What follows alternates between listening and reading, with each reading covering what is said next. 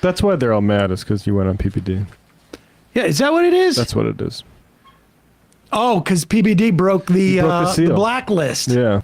Oh, that's it. That's why Ben Shapiro all of a sudden notices Emma.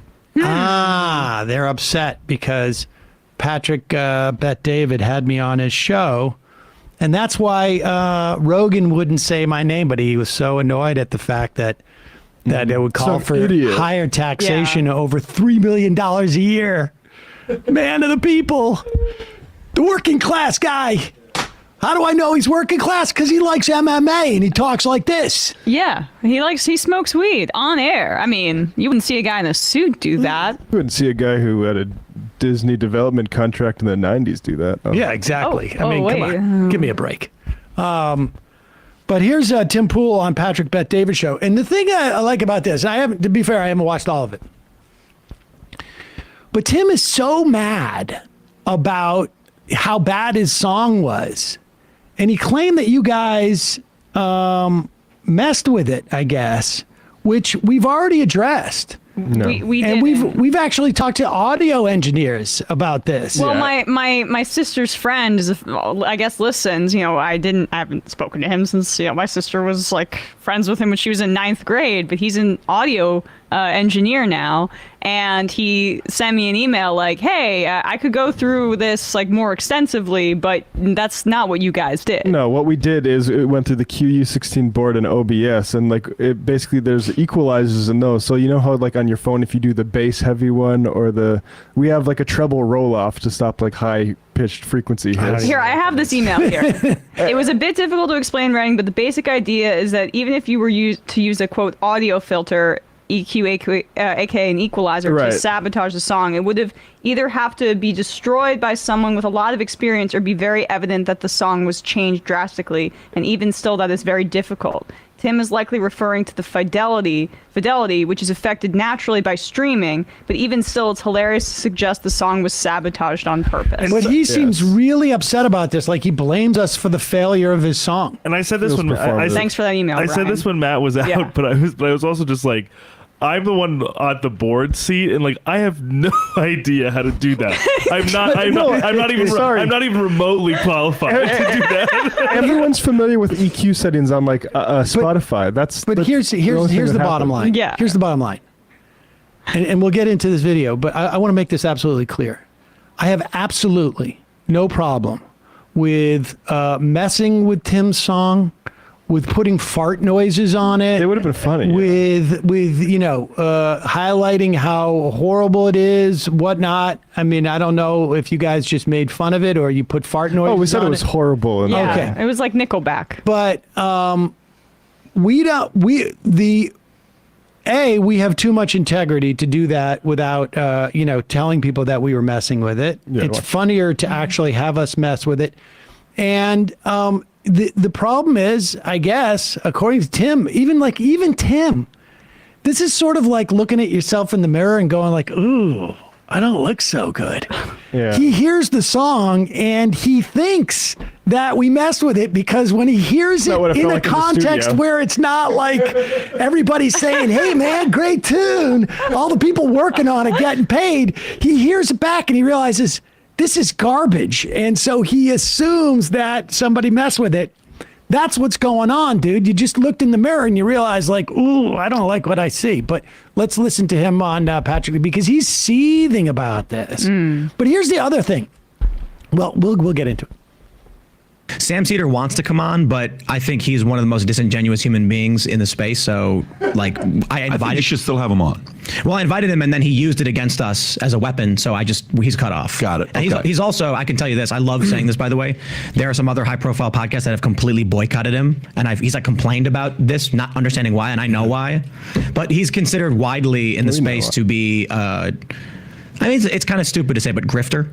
We've heard similar things. I'll leave it at that. I'll tell you the story. That dude.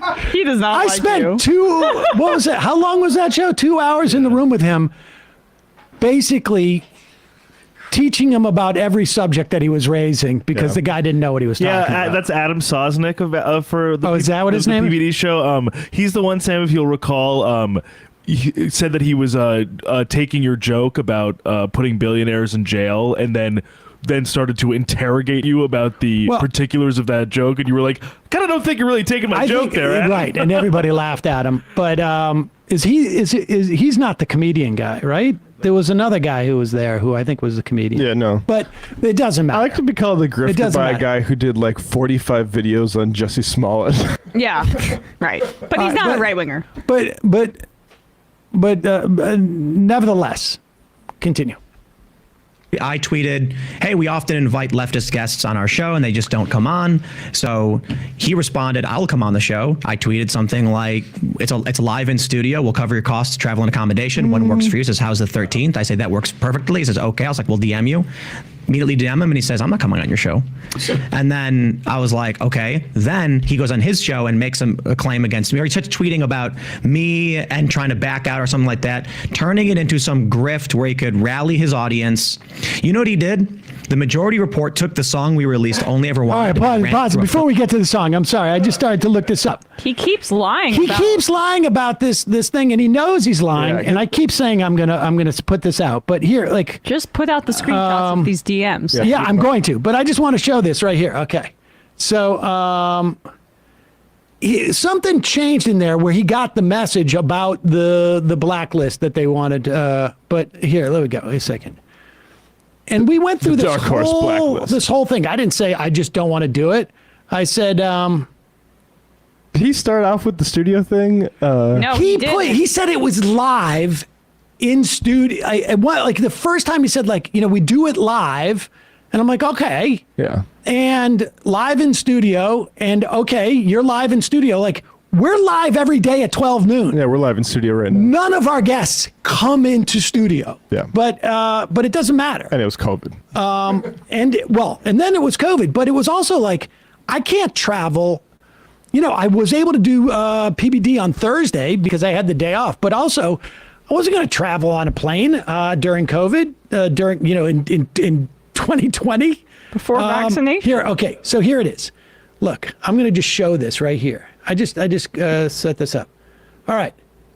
October 10th. This is the first time right there. People can read. I can't even see. Can people see it? Move towards me. Okay. You might have to go to Sam's wait. Twitter feed for those. You're just going to have to take screenshots and put them out. So I write October 10th. What's the details? I can have Lydia arrange everything for you. Show is 8 p.m. live in studio, DC area. We can fly you out. And I'm like, I can do a group chat to connect you. And then my first response is, I can't fly down to DC. I do a daily 3-hour show. You don't do any remotes? And he goes, we set the show back up for in-person only in January. We don't have any way to connect, but I get it. It's one of the challenges of getting guests. You and Hassan host your own content, so it's probably harder for you, but I appreciate the enthusiasm. And then I was like, COVID hasn't affected you bringing people into the studio? And he goes, no one. And then he talks about Rogan. And I said, he said, Rogan never did. And then we started up again a month ago. And I said, Trump never did either. This is right when Trump got COVID. Mm-hmm. And I'm like, I guess you roll the dice and hope you don't. And I said, maybe if I have a day off. And then the next time I respond to him, let's see, it was October 10th, right? It was October 13th because he just went off on me on Twitter. And I'm like, I don't know why you suddenly took offense to the above reply. Care to elaborate? And he goes, you agreed to an in-studio interview for publicity. You lied. And I said, I had absolutely no idea you only did in-studio interviews. I had no idea you weren't in New Jersey anymore. The last one we did was on Skype. But I don't know how he comes back to you and says you lied after responding completely rationally beforehand. Yeah, I'm just going to release these, but I just want everybody to see that they exist here on my phone. Like, I mean, that's it. That's it right there. Right. We'll put this out because I'm going to put this to bed because he's a liar. Now, none of his fans will see it. But yeah. But what's funny here is like how he runs out of steam on that whole lie and has to change it to like, okay, now I actually have a grievance about the music thing. Okay, so he goes into the music. Let's see this. He was very vague about what you right. Okay, then he goes on his show and makes a claim against me, or he starts tweeting about me and trying to back out or something like that, turning it into some grift where he could rally his audience. You know what he did? The Majority Report took the song we released, Only Ever Wanted, and ran it through a filter to make it sound bad, and then made fun of us for having bad music. Like, the dude legit is fake. And it wasn't him personally, it was his people who put a filter on a song to make it sound bad. But like, that's a really good example of what you get when you watch someone like Sam Seder. Hey, listen, we've had a lot of people on. Hey, that's a really good example. There's other greater, even better examples I could be giving you right now. The one that I like couldn't finish that I started with, and this one that I'm gonna say is good, even though it's like, oh, okay. Yeah, right. Right. Keep going. That's a really good example of what you get when you watch someone like Sam Seder. Listen, we've had a lot of people on. We had a Roland Martin on here 4 months ago, which was an incredible conversation, back and forth nonstop the entire time. It was uncomfortable from the second to the last second, literally. But it was one of my favorite conversations of the year. And we get, every time you have somebody on, people will text you and say, oh, I cannot believe you're having that person. This person's this. I've never had anybody on that I got that many text messages as Sam Seder, and I don't know why. People, negative, not good. I will say. Yes. Well, I mean, Sam is both irrelevant and a grifter, and also he got the most amount of engagement. People were really upset. I think he probably took a lot of grief. If you're going to be in this right wing space, you don't invite him on. That's what it is.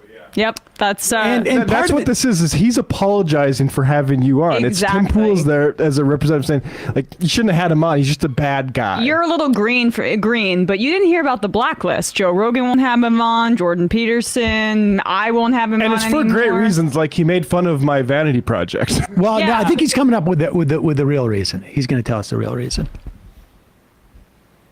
Why? People and negative. Not good. I will say, in terms of media industry stuff, I don't want to put anybody on the spot. I'll just say, and Sam will probably hear this, there are high-profile producers and media people who have told me explicitly he's blacklisted. Because there was this period where I can speak in but let me say this. I can confirm that I know that I'm blacklisted at Fox. I've been blacklisted at Fox for over a decade. And this is what it's all about. He's basically doesn't realize what he's telling us. Yeah. Media industry, et cetera, they perceive themselves. They are in this. Tim is in this. It is a business to them. Mm-hmm. It is totally a business. And the reason why they don't want me involved in their business is partially to do with politics. But it's also because they know I don't give a shit about their business. No, it's a bad business decision for them. No respect for their business, for them, for none of it.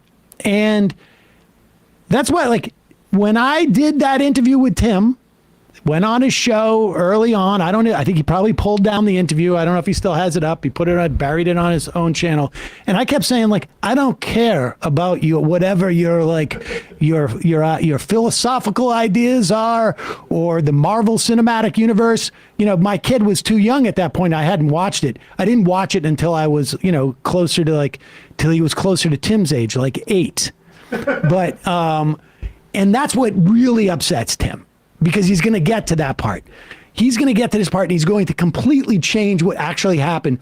Because I embarrassed Tim. Yeah. And he hates that. Yeah. And I think he's going to talk about Rubin in a minute. And we set out with an explicit agenda that we announced on the show. Yeah.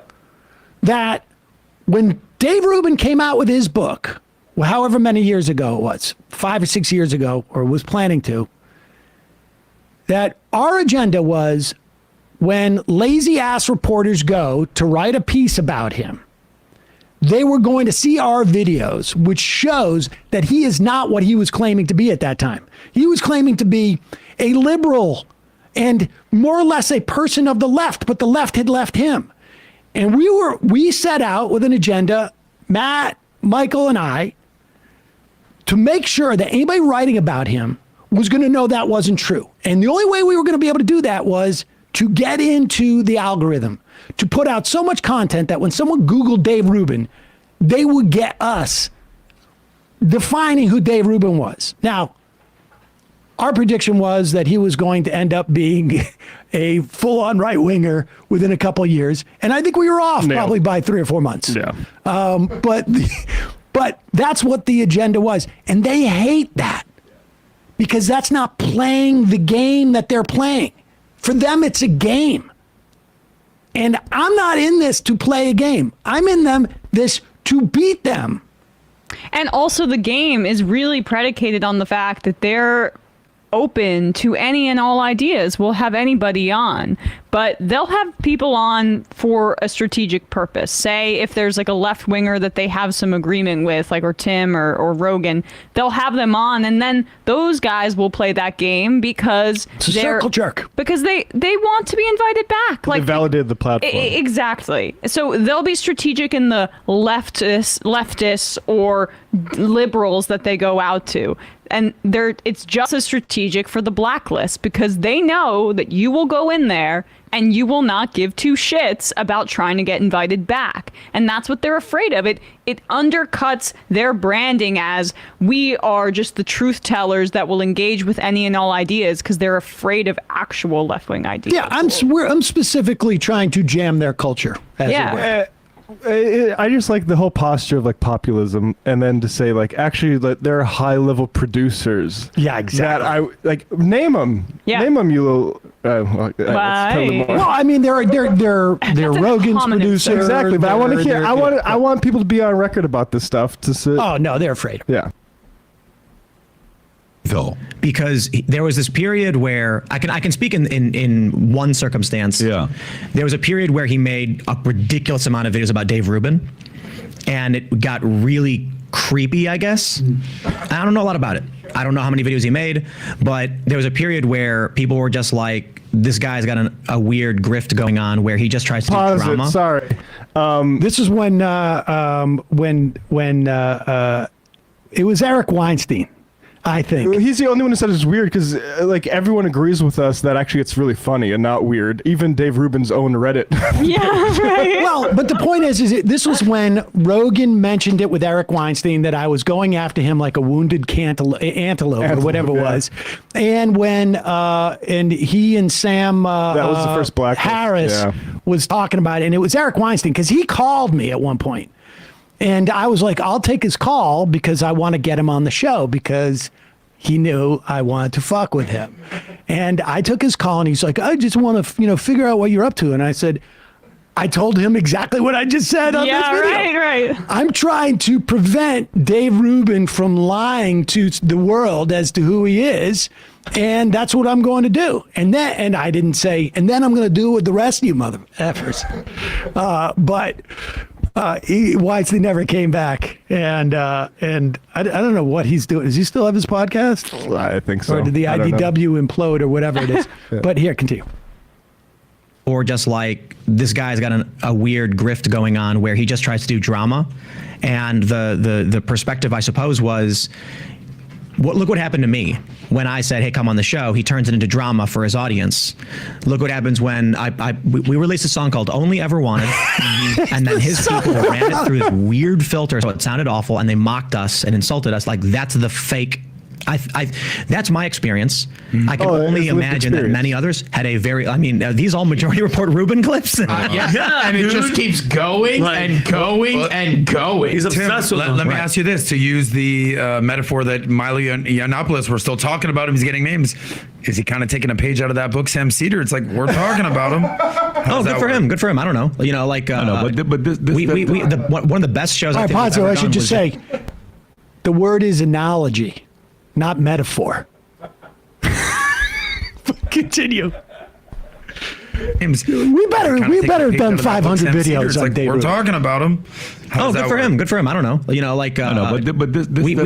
One of the best shows I think we've ever done was just the other day with Lance from the Surfs TV. I think his views are wrong. I think he's wrong. But it was funny. We had fun. He brought a tall boy Bud Light and cracked it open on the show. He gave his opinions, which we all countered, and then we were laughing together. I thought he was a good dude with bad views, and some views evil.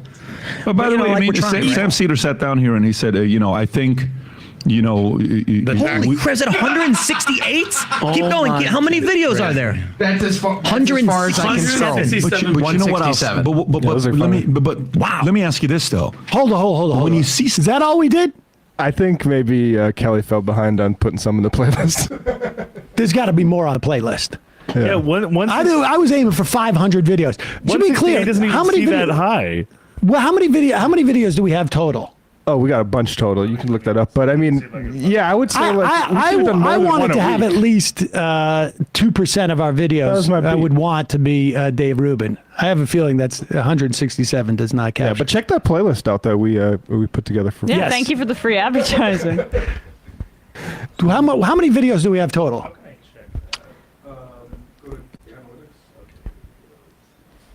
We better have hit our quota for Dave Rubin videos. Or someone's getting fired. I want Tim Pool. I want us to do twice the amount of Tim Pool, except for. It's right there at the top of the channel. 21K. 21,000? 21,000 videos. 167 is like not even. That's not even. I mean, that's not even half a percentage point. As a shadowy producer that makes decisions about these sorts of programming things, I would watch Rubin all the time and clip of it. All right, let's get Patrick Beck. something like this, would he seems confused. but let me ask you this though. When you see something like this, what do you think about when a guy's done 167 reaction videos on one person? He loves you. Get a personal vendetta. I mean, that's not a good look. If you pull up me and you pull up David Pacman, you're going to find Biden and Trump, thousands of videos probably. Jussie Smollett. And it's fine. If you pull up my channel, you might find a couple dozen about the Young Turks, mostly because I'll respond to them saying something about me. Right. But this is like the Dave Rubin review podcast. Yeah. Well, yeah, it's crazy. That's pretty wild. So this is one thing I was told explicitly, that they were like, we don't know what his deal is, but wow, he's got a lot of Dave Rubin videos, and that kind of is like the perspective. Look, he gets a lot of views from me. He has a lot of videos about me too. I don't know how many videos he has about me, but the perception is he is not a good faith individual trying to have a political argument. He's trying to WWE style fan his audience into. Would you say that he's a troll? I mean, look at this. Like, come on. Look at that. Scroll up. Look at that picture of me where they used Photoshop on my face. That didn't look like you. Who is it? That's you? Tim Pool is a lying coward. Okay, sure, whatever. That's true. People should watch that. That's true. That is true. People should check that video out. That's actually relevant to the story Tim tried to tell at the beginning of this. But yeah, okay, there's more of this. Sure, whatever. But I will tell you though, to me, this is Look not at this, Tim Pool haunted by Thanos. So hell? Let me tell you the story too. It's a really good. Oh, they got another one from yesterday. So look at that. Tim Pool claims he's not conservative, shredded by Lance from the Stars. So I had a conversation with Sam Seder. This is one of the biggest challenges for me, trying to talk with people like Sam Seder. I say, Sam, I think we were talking about healthcare. This is years ago. It's like 5 years ago. And actually, first thing I'll say, Sam Seder was the first person in media to ever shout me out and positively comment on my work. So shout out Sam. And so we're having a conversation, and I said, it sounds like your views are utilitarian as opposed to like deontological morality. And his response was something to the effect of, I don't know what that means. And then I'm like, okay, like Thanos, for instance. Like, let me bring this down to that's not how the conversation went. Can we pull that up even? As far as I remember, I said, I don't care. I said, I don't care. And then he said, well, I'm going to say something that's going to make you upset. And I'm like, what's this going to be? And then he says Thanos. And to be honest, I had no idea who he was even talking about because, again, my son was not yet 8 years old. And so I had not yet watched the Marvel Cinematic Universe garbage movies, incidentally. But and I think I said, I don't care about that either. And ever since, he has been incredibly upset because... It was a little embarrassing. Do we have it? Yeah. Let's see if we can find that segment, because I think it's very telling about Tim's psychological issues that he is... oh, look how young I looked. And who photoshopped his face? Oh, that's okay. Yeah, go ahead. That's just how he looks. Wait, do we have it? Let's see it. Play that. I don't know if that's it. Yeah. So for instance, like Thanos was utilitarian and Captain America was deontological. I didn't. So Thanos willing to reduce the suffering by killing, hundreds of trillions versus the, thousands of trillions, which would be living better off. So, So for instance, it's not it. This is not the. All right. Well, you do say I don't care. I said I don't care multiple times to what he was saying. Not I don't understand what you mean. I don't care about deontological or utilitarian. I don't care. What he what really upsets about him is because he acts like he's doing all this serious stuff about Joe Biden when he's actually doing this 40 videos on Jussie Smollett. But it's lowest common denominator stuff. It's Lance cracked a beer open, but you did the lowest common denominator thing when you said I don't care to your stupid bullshit about children's movies. Exactly. Yes. And here's the bottom line. If Tim felt he had any substantive arguments, he would have me on to embarrass me. Because there is nothing that would be more embarrassing to me. You have the measure of him, Tim. Than Tim being able to tell me why we shouldn't have single payer health care or why we shouldn't have whatever it is. Pick it.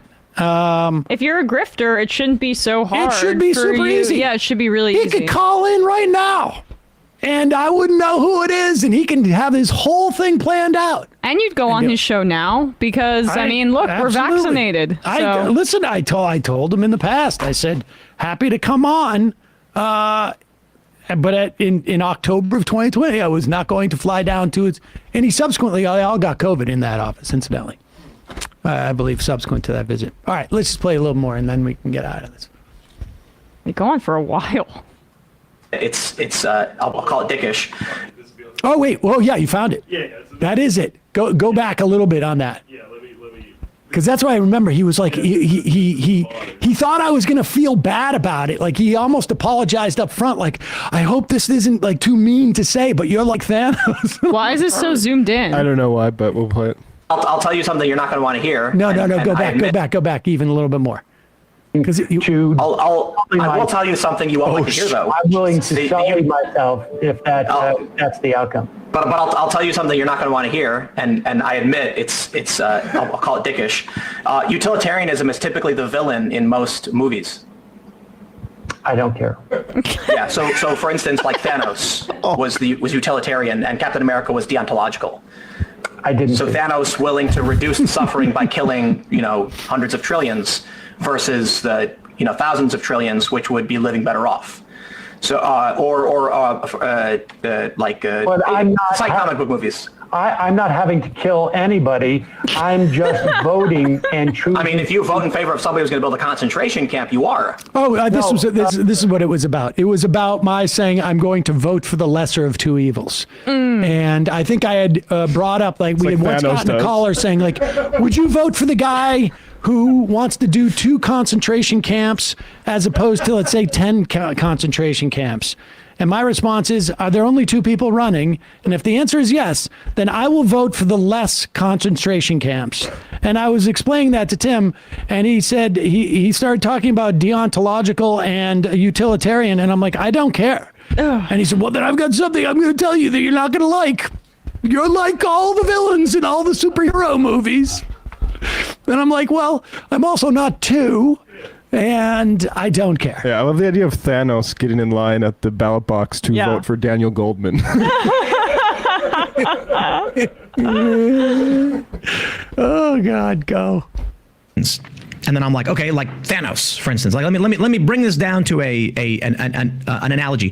Thanos in Avengers is a utilitarian. Did you get from that clip that he was telling me Thanos to explain it to me, or just to sort of say I wasn't asking for an explanation. I said I don't care. His post, the fact rationalizations. And this is funny. 5 or 6 years later. Yeah. He's been developing this story in his head.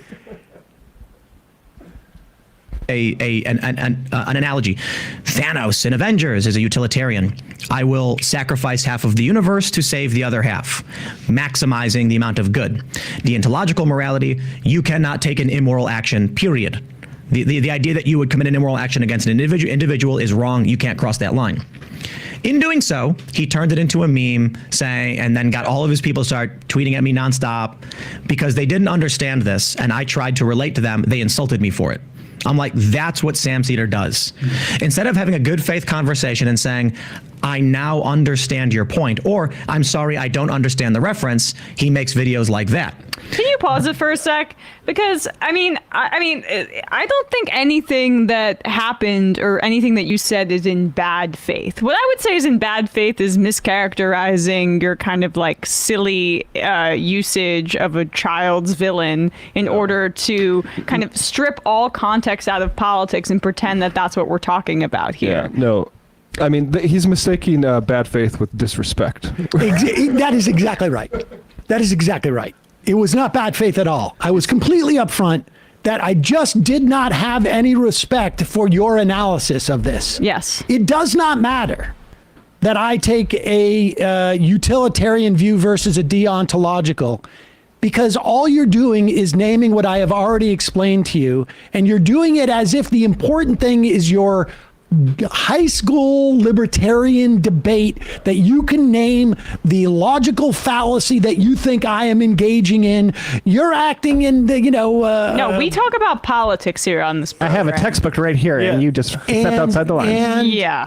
And the idea that, like, I am driven by the fact that Marvel Cinematic Universe finds it more convenient in a fictional narrative to make the villains utilitarian versus deontological is completely irrelevant to what I'm talking about. In fact, the fantasy world that libertarians, right-wing libertarians like Tim live in, is exactly why they live in that fantasy world, and why my showing disrespect for them trying to make everything theoretical, and in Tim's case, not just theoretical, but completely fictional, and not just fictional, like fantastical. Right? I mean, because there's fiction movies that are applicable to society, but that's not even enough, right? Like, he's got to take it into, and it's not even like, it's not even like Batman, which is at least grounded in people who have human abilities.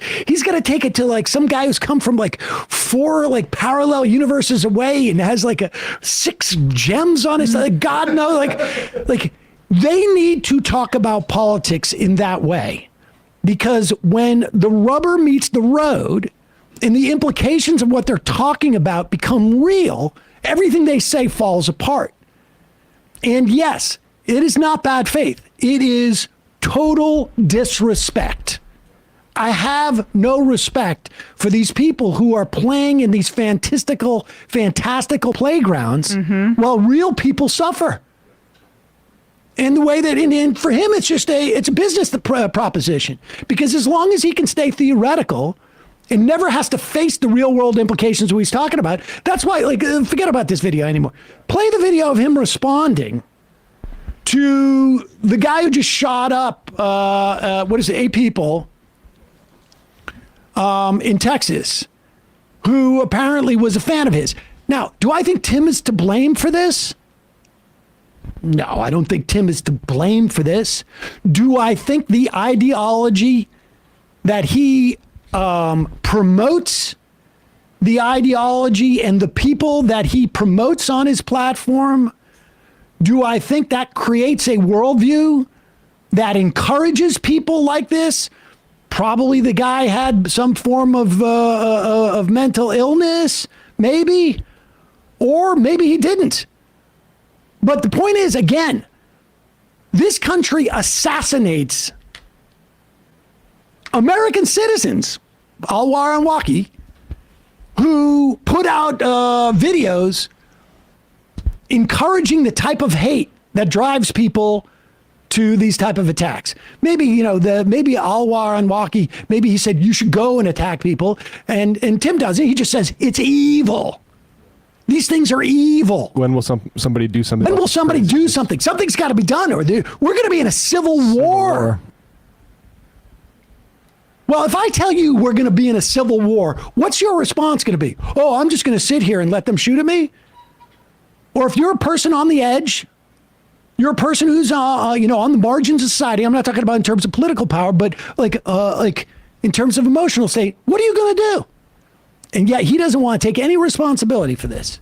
But here, put up. How does Tim respond to this? Do we know, or what is this? This is him responding to Okay, good.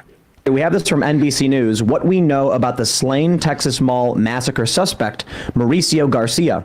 Garcia, who had a tactical vest, was armed with a rifle and a handgun. A senior law enforcement official said. Authorities said he was a suspected... Oh, I'm sorry. What's that behind Tim's show? Oh, he's just got a couple of weapons there. All right, go ahead. Sorry, just looking. Nazi sympathizer. Now, this story it's a tragedy. It's unfortunate. And we have, unfortunately, too many of these stories that end up happening in the media. I'm sorry, that end up happening and then end up hitting the media. So, I mean, the first thing I just want to say... I'm sorry, can I get some clarification on that? The problem is we have too many of these stories in the media. No, I mean, too many of these stories that happen that end up hitting the media. Like, I'm sorry, the media should not be covering... Yeah, I guess. I mean, the problem is that they're highlighting We should only be covering stories when 9 people get killed. Go ahead. Any of the politics from either side is, we don't want these things to happen. We want these things to stop. We need to figure out what the issue is in our society, in our culture. I genuinely believe it's disassociation. It is a dejected society where individuals don't know or care about each other, and they seek validation or they seek to push some extremist ideology. And then this whole thing creates a recipe for disaster. And I'll put it simply, I think it's multiculturalism. And not the idea that people of all different types are holding hands on the rainbow. It's that you have different communities stacked on top of each other and next to each other with wildly different views, and they don't like each other. And then people who are crazy will do crazy things. But what ends up happening today... So wait a second. This guy is responding to a neo-Nazi shooting up people in a mall by saying that the reason why we have this type of violence in society is that we have too many different types of people living near each other. Yeah, it makes sense why the shooter was a fan of his. I mean, where...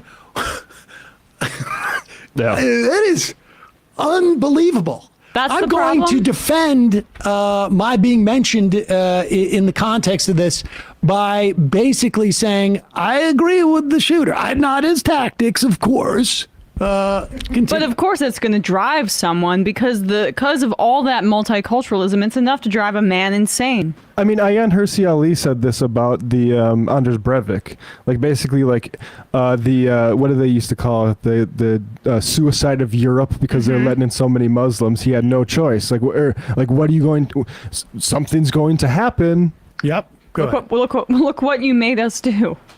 Revealed Texas gunman staked out massacre mall to monitor peak times 3 weeks before killing 8 and posted details on Russian social media alongside photos of Nazis, guns, and ammunition.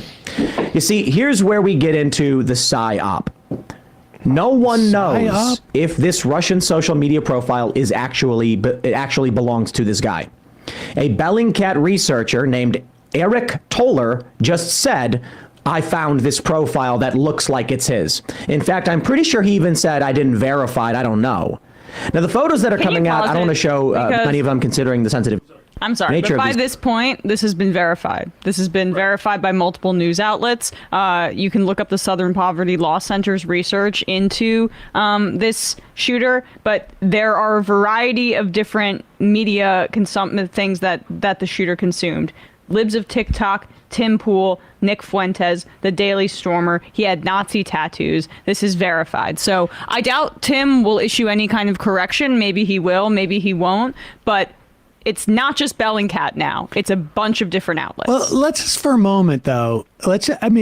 Even worse that, like, okay, so, listen, we should always be somewhat like, we should have our reaction to information that comes out in these situations should always be measured, and it is much better to slow walk things. Provisional, because so much misinformation comes out in the wake of these things all the time. As such, though, to assess something as a PSYOP, you might want to take a couple of breaths, too, before you say something is a PSYOP. Yeah. But on top of which, I still think the most damning thing is that he's going on and saying that the reason why we get neo-Nazi killers is because, even if you didn't know that this guy was a neo-Nazi, the reason why we have people being shot up is because we have too much multiculturalism. Right.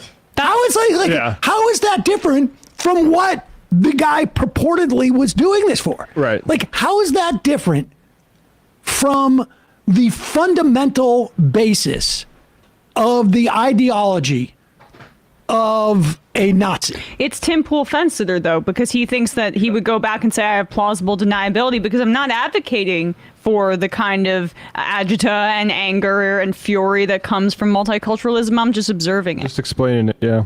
Even though that's... But it gives away the game that he has to go all the way and call it a psyop, because the responsible thing to do would say is, look, things could be coming out that could prove this stuff wrong, but just to the sense that, like, let's say this stuff is true, let's address it. Well, that's really difficult, because if addressing it is to say, like, oh, this guy posted multiple screenshots of my interview with Elijah Schaffer, and so it's like you can't go down that road, so you instead just say this is a psyop. Continue. Are coming out. I don't want to show many of them, considering the sensitive nature of these things. They don't show his face.